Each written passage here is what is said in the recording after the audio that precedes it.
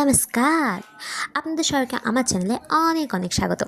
তো আমি চলে গিয়েছিলাম আজকে একটা ব্রাইডদের বাড়িতে, মানে ওর 5 মিনিট পরেই ও আমাকে বুক করে নিয়েছিল আজকের স্পেশাল দিনটার জন্য। তো তোমাদের সাথে এই ভিডিও শেয়ার করছি। চলো ও কেমন মেকআপ চাই আগে চিনে নিই। তুমি যেমন বানিয়ে দেবে আমি তেমন, আমার তো কোনো নেই।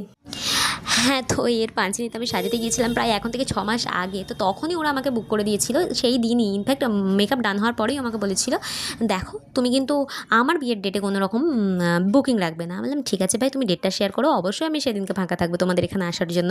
আর এদের সঙ্গে মিশে এমন হয়ে গেছে না, এরা আমার কাস্টমারের থেকে ফ্রেন্ড বেশি হয়ে গেছে। মানে এদের কাছে কোনো চাপই নেই আমার।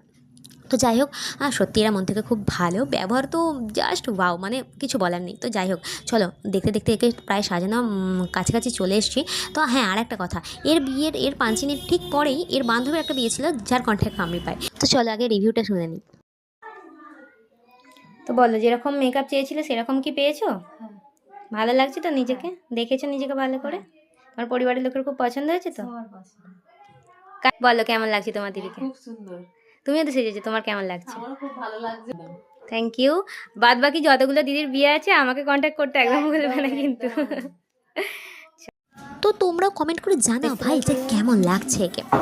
তো আমার ব্রাইডকে অনেক অনেক শুভেচ্ছা রইল। যদি ভিডিওটা দেখো অবশ্যই আমাকে রিপ্লাই দিও। দেখা হচ্ছে নেক্সট ভিডিওতে। বাই।